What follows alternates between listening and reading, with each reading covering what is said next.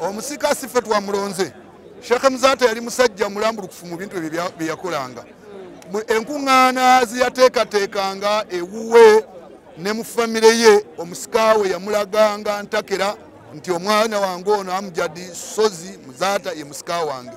Ekyokubiri ne mu biwandiiko bye yaleka ng'aleseemu omwana we oyo Amjad Sozi Muzata.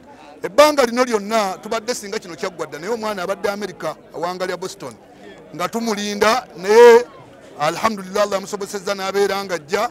Omukolo guno twagutandise officially ku lunaku lwadde lwa kutaano ne twagenda wali ewa taata we Bwayise mu Lufula zone ne gubeerawo ku lunaku olw'omukaaga era abakulu b'ekika bwe bakodde emikolo egy'ennono gyonna egituuza Amjad Sozi Muzata mu ntebe ya Sheikh Nuh Muzata Batte.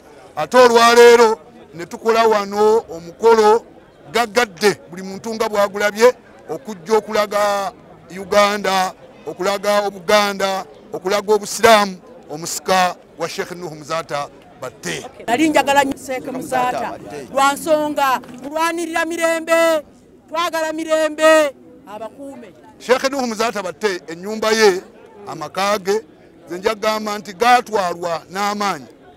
Nkyale yeeyita nti yali muka Sheikh Nuh Muzata yaliko n'avaayo Sheikh yagenda Sheikh avudde n'akomawo.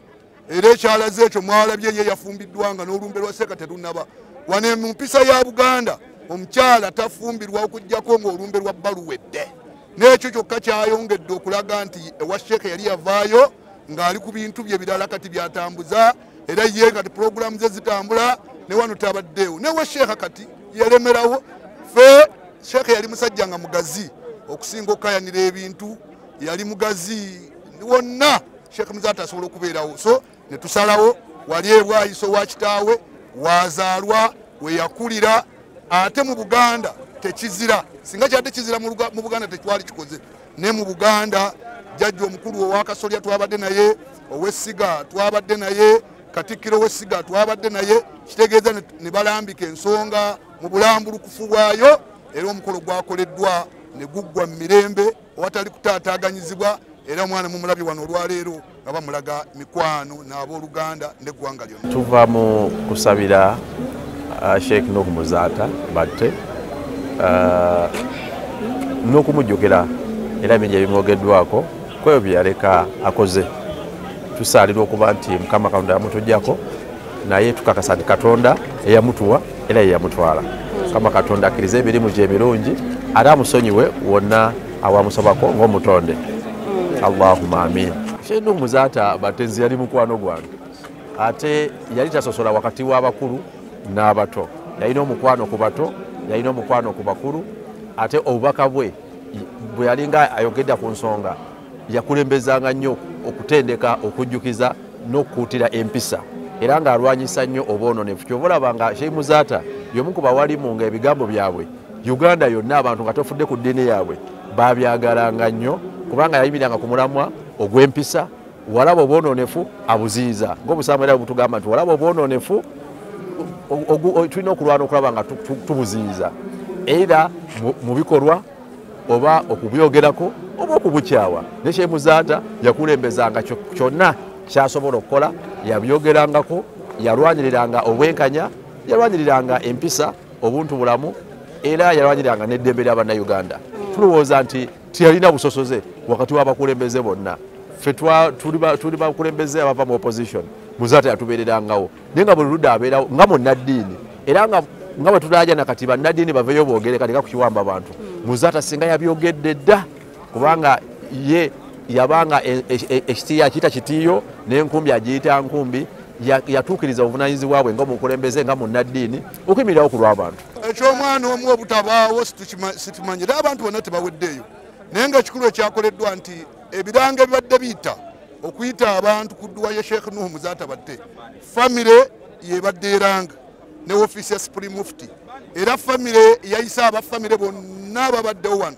Kati omwana bw'abanga teyabaddewo si musango gwaffe bateesiteesi wabula ayina omwana yayina omusango. Famire yayina okukola ekyo era famire yakikoze ekisoboka kyonna omwana abeewo, omwana n'atasobola kubeerawo. Kati egwo si musango gw'abatesitesi, si musango gwaffe, wabula ekyo ekibuuzo kyalibadde kibuuzibwa abafamire. Tetulina era tumwagaliza obufumbo obulungi, buli mukyala yenna ng'akyalimu eriiso erifumbirwa, ebbanga ly'omala nga tolina musajja, olina obwaguga bw'eddembe okufumbirwa. Si mukyala waffe, ati mukyala wani, si mukyala waffe, mukyala simanyi wandi kati mukyala wagumisiriza, si mukyala waffe. Kati Buganda mukyala waffe kitegeeza abadde akyali waffe nedda, si mukyala waffe, ye yafuna omusajja we era n'amwanjula mwamulabye n'agenda n'amufumbirwa nga tewali kutaataaganyizibwa konna, era tumwagaliza obufumbo bulungi. Ebyobusika mu Buganda bikulemberwa kika, ne wano Wakasoli abaddewo, Mukalo ow'Essiga abaddewo, ow'Omutuba abaddewo. Buli muntu alina entegeera ye, toyinza gamba nti abantu bonna bagenda kutegeera kyekibi. Era n'enneeyisa y'omuntu, buli muntu asobola okweyisa nga bw'ayagadde, naye nze kyenkubiriza si ku lusumu yekka, wabula buli mukyalo omusiraamu oba buli musiraamu waali oba buli muwala wonna omusiraamu, nti empisa gye weeyisaamu ekwogererako enjogera halfway yo, ebisigadde yeggwe, naye ng'empisa y'omuntu, omuntu enneeyisa gy'ayisizza yemugjayo adresi ye, eraga wa gye yakulira, eraga abamuzaala, eraga abamukuza, eraga ye yaani. So kati gwe buli muntu andaba oba oyagadde kweyisanga muyaaye, oli wa ddembe okweyisanga omuyaaye. Bw'obanga oyagala kweyisanga muntu mulamu, oli wa ddembe okweyisanga omuntu mulamu. So sisobola kukoma ku muntu ku nneeyisa ye, kubanga wa ddembe n'abalalu bayisanga abalalu. Mulalu abeera kasasiro n'alya kasasiro, enneeyisa ya kiralu. Sheikh Muzaate okumuddira mu bigere tekyagwa nti accidentally, wabula nze nabeeranga ne Sheikh Muzaate ebbanga ddene nga bwe tukola emirimu gyaffe egya hijja, bwe tukola emirimu gyaffe egya ddaawa. Kati Allah bwe yamujjulula bakama bange ne batuula ne bakkiriziganya okubeera nga ntwala obuvunaanyizibwa bwe bwabadde atwala ku lusozi wano Kibuli obwa ddaawa, ne tubwawulamu ekitongole kya ddaawa kirala okukunga abantu okubazza eri Katonda, okubalaga empisa ennungi, kubakubiriza okukola ebirungi, n'ekyomwogezi, ebyo ebitongole bibiri byanjawulo, kyokka ng'ate ye yabirimu omuntu omu. Kusooka Sheikh Nuhu Muzaate batte eggwanga Uganda n'obusiraamu n'Obuganda bwafiirwa omuntu nga kizibu kyakumuzaawo. Ffeffe nnyini twadda mu kifo kye, naye ogenda okulaba nga ddala tokoze nga ye bwe yali akola. Wanu nti yalina omutima gw'eggwanga, Sheikh Muzaate ekintu nga kikwata ku Uganda ng'afiirawo. Ekyokubiri yalina omutima gw'eddiini ye, obusiraamu. Sheikh Muzaate nga bwe bwekituuka ku busiraamu ne anenya ne bw'abaani. Muzaate yali musajja mwesigwa.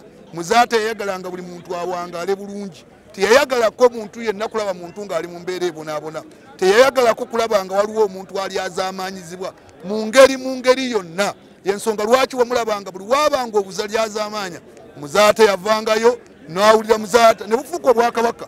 Abantu balowoozanga nti Muzaate bwakabaka, naye nga yali muntu omu gwe tusaba Katonda abeere nga amutusaasirira, byasobyanga omuntu abeere nga amuddiramu. Olunaku olwaleero tuzze nate okusaba dduwa ya Sheikh Muzaate okumujjukirako ebigambo bye ebyali ebinyumirwa amatu, naye okusingira ddala ebyali eby'obasajja abavumu. Sheikh Muzaate yaleka omukululo gwe, weewaawo abasinga ku ffe tulina ekyokuyiga kinene nnyo kye twamuyigirako, obutatya naddala ng'oyogera ensonga entuufu, okuvaayo n'oyogera eri abayina obuyinza, naye okusingira ddala okwogera ku nsonga ez'omuntu wa bulijjo oyo anyigirizibwa. Emirundi egisinga emingi naffe tetukkaanya na kusosola mu mawanga, kusosola mu ddiini. Era ensonga eyo Sheikh Muzaate yavaayo n'agikaatirizanga nnyo, naddala abasiraamu bwe baavangayo okubakwata ebintu ebitali mu mateeka. Weewaawo kya mu buntu nti omuntu yenna eddembe lye ery'obuntu lirina okuba nga liweebwa ekitiibwa, nomata eddiini oba endowooza oba tribe gy'avaamu. So Sheikh Muzaate tujja kwongera okumujjukira eddoboozi ey'obuvumu lye yavaayo okulaba nti mu kiseera eky'okusoomoozebwa ddala n'okusingira ddala ng'abasiraamu balumbiddwa gavumenti ya General Museveni, okumujjukirako okuba n'obuvumu okwogera ku nsonga banne ze baali batiiriridde. Banne baani abo boogamba baali abalala ne mu madiini amalala gonna. Tukuba omulanga eri abakulembeze bonna. Ekitta abantu, ekiwamba abantu, buli mukulembeze tutandikira ddala ku mukulembeze ow'akatale ne tugenda ne ku mukulembeze ow'eddiini mu ndowooza yonna kubanga kuba kuzza bantu eri Mukama Katonda. Omukama Katonda oba Allah tewali ayagala bantu be kubanga banyigirizibwa. So abakulembeze b'amaddiini bonna mu maddiini gonna balina okuvaayo okuvumirira ebikolwa nga bino naddala mu kiseera nga kino ng'abantu bali mu kufa, ng'abantu bawambibwa, ng'abantu baabwe be bakulembera bali mu kuyita mu buzibu nga buno nga beetaaga essuubi okuva mu eyo endowooza gye babakkiririzaamu. Amannya gange nze Nsubuga Mustafa, nkola ne Al Hira Holdings. Kakati nannyini nnyumba eno yeesiimye nnyo lwa nsonga nti eno biodigester era emigaso gyayo egigirimu gyagenda ofuna. Ekisooka tagenda keera lunaku agambe nti bannange septic yajjudde nti nno ajja aleeta ekimotoka ate kimuggyako ssente ng'olwedde yagizimba. So biodigester tegenda keera ku makya nti ejjudde. So nalwekyo ogwo mugaso gwe gusinga kubanga eri gundi yaffe twagikolanga naye ate era still ng'ejja n'ekulya lwa nsonga nti ebeera etuuka n'ejjula, so etuuka ng'esigala ekulya wadde ng'ate wagiteekamu ssente yo nnyingi. Ekyokulala nti beauty ye egenda vaayo eya compound nti nno pavers zigenda kuva eri engulu yonna gye mulengera paka eno amazzi era gagenda draininga gano ag'enkuba nga gagenda mu kaala akali ebbali awo nti nno beauty y'olujja egenda vaayo bulungi nnyo. Newe manjagala simbawo muddo kisoboka. N'oba oyagala simbawo muddo ogwo kubanga kati singa owa kamera waffe akulaga nti nno system ogira nti eri wansi fuuti 2 kweno level kutuyimiridde wansi fuuti nga 2. So omuddo kakube guyina emirandira gitya guba gujja mmera. Yes, bannange tetukolera bagagga bokka ate era tetusijja bayita baavu omuntu wa wansi omufuna mpola ffenna gye tuggwa nange ndi mufuna mpola. So sikolera bantu sina kika kye ngamba mbu nno nkolera baneeno wabula buli omu nga bwozze bwe tukola ki bwe tukwata. Kati Al Hira Holdings Uganda Limited tusangibwa Kamoocha, Prince Charles Drive, Plot 45. Kamoocha we wali offices zaffe. Tuyina namba z'amasimu esooka ya Airtel 07017 66992 neya MTN 0789224230. Abasinga batumanyira mu biodigester kuba bwe tuvudde nnyo mu kamera naye nga baklanti baffe abapya n'abakadde bagenze bakitegeera nti no ne general construction yenna mwetuli.